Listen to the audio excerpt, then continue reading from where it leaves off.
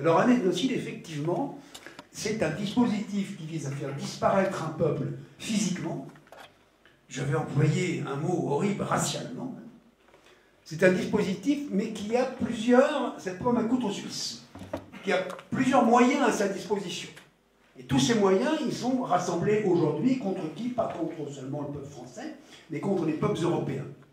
Alors il y a des peuples qui résistent à ça, qui essaient d'y résister, qui en ont pris conscience, notamment les Russes, pays dans lequel je vais souvent, qui eux ont pris conscience, mais ils ne le disent pas ouvertement, mais ils prennent conscience de cette entreprise d'ethnocide des peuples blancs européens. Alors la première chose, moi ce qui m'a frappé, c'est tous nos amis qui disent « Oh mais vous savez, l'immigration, quel déni de réalité, quel échec de l'État français. Oh vous savez, le drame de Madame Vallaud-Belkacem, tout ce qui est fait dans l'éducation nationale, quel échec, ils sont idiots, ça ne marche pas, ça ne veut pas marcher, il ne faut pas supprimer les classes bilingues, il faut surtout pas supprimer la sélection, il faut continuer d'enseigner l'histoire de France, mais ils sont tellement bêtes, ils vont dans l'échec total. Et pire, sur le plan fiscal, vous vous rendez compte, ils surfiscalisent les classes moyennes françaises, vous vous rendez compte?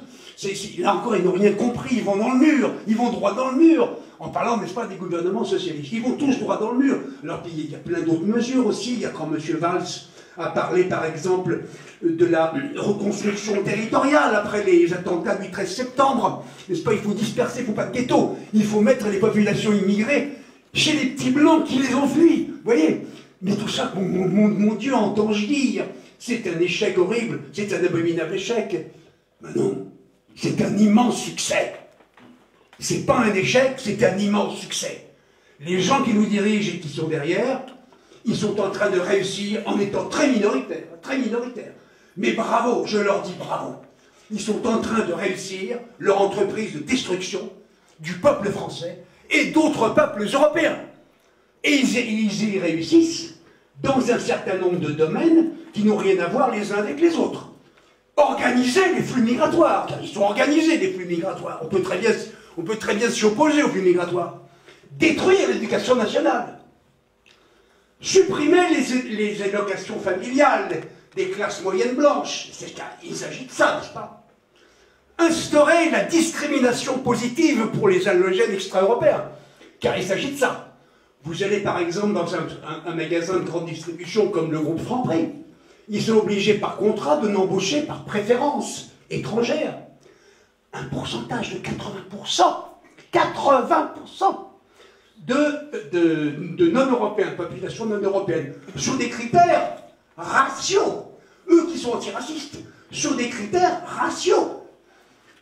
Dans l'éducation nationale, il y a une propagande de type soviétique, qui est organisée dans les classes, dans les écoles, etc., autour des droits de l'homme, autour de la diversité. C'est pas un hasard. Donc tout cela est parfaitement cohérent, et nous allons essayer de voir à la fin de cette conférence qui est derrière et pourquoi.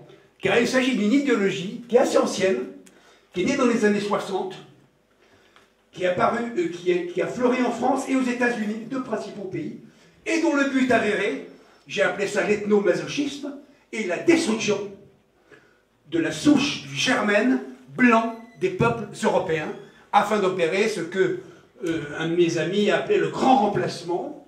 Donc c'est quelque chose qui est très cohérent, très organisé, et qui n'est pas un échec, mais est au contraire un énorme succès.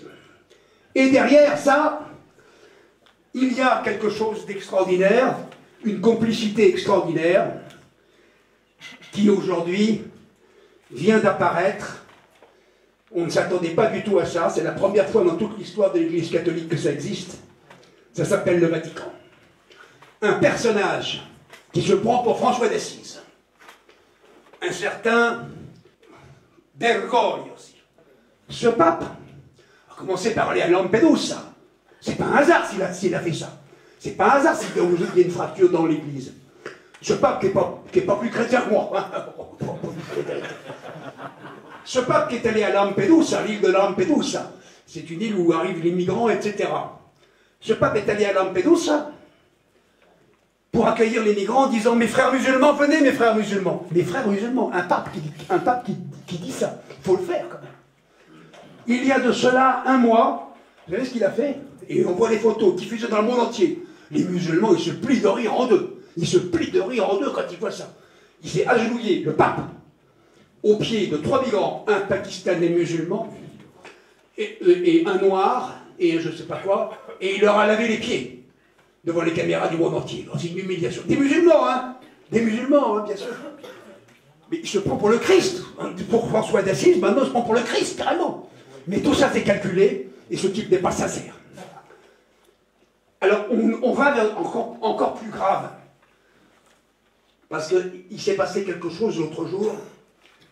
Il a fait un discours au Vatican en invitant les 3 chefs de l'Union européenne, le président de la Commission, le président, les 3, je ne sais plus comment ils s'appellent, donc le président du Conseil de l'Europe, de la Commission européenne et du Parlement européen, pour recevoir le prix Charlemagne. Là, on est dans l'inversion orwellienne.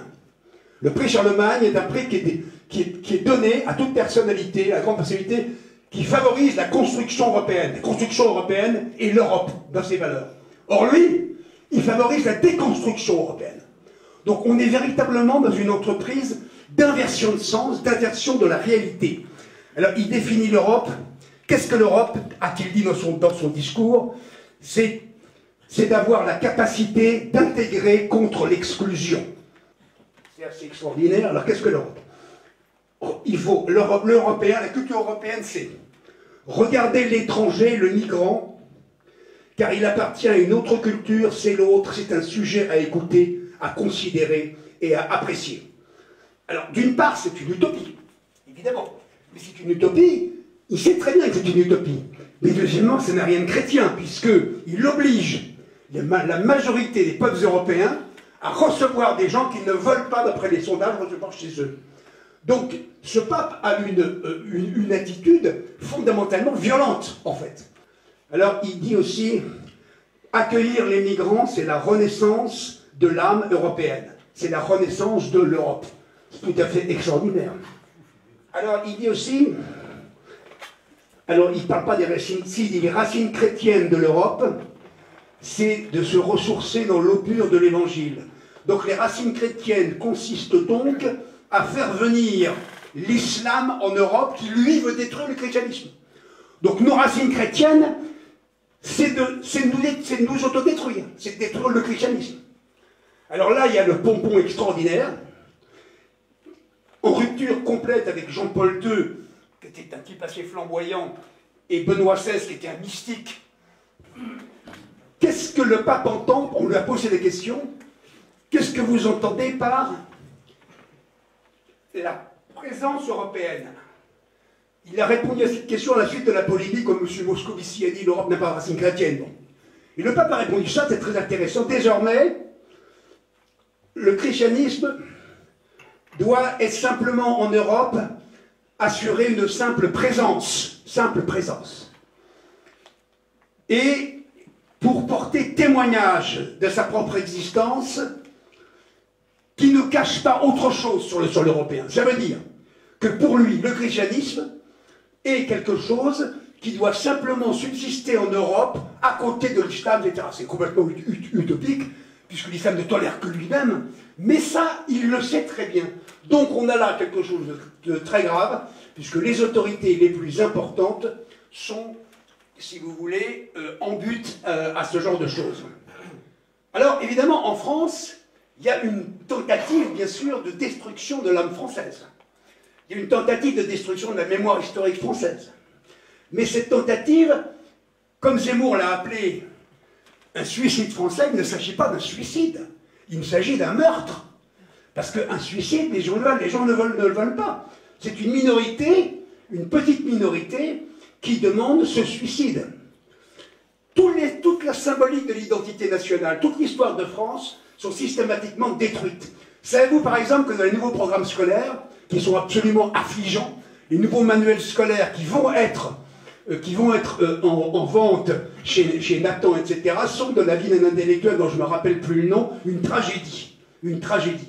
Il s'agit de détruire la transmission culturelle, mais c'est volontaire, c'est quelque chose de volontaire. C'est pas uniquement de l'égalitarisme, c'est pas uniquement les utopies de mai 68, etc. C'est volontaire. Dans les nouveaux programmes scolaires, figurez-vous, on ne parle plus des grands héros de l'histoire de France, de Vercingétorix, évidemment Charles Martel, il est absolument hors de question de le mentionner, c'est un salaud, c'est une ordure, c'est un raciste. On ne parle plus de Bayard, chevalier sans peur et sans reproche, on ne parle même plus de Napoléon, etc. On ne parle plus des grands héros du roman national, de l'histoire nationale.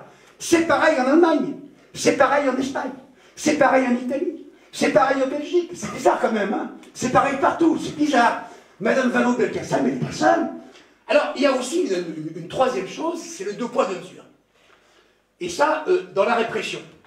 Et ça, il ne faut pas oublier qu'il y a une répression de l'État français, policier, il y a une répression contre ceux qui veulent défendre leur propre pays.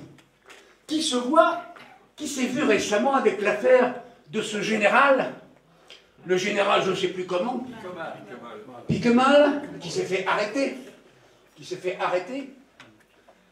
parce qu'il manifestait pour le mouvement allemand Pegida. Il s'est d'ailleurs rétracté après en disant « j'aurais pas dû, c'est horrible ce que j'ai fait, etc. » Mais enfin, il est fantastique que ce type a fait 40 heures de garde à vue. Alors qu'un petit voyou parisien qui vole des scooters, il fait 1 heure, avec présence obligatoire d'un avocat.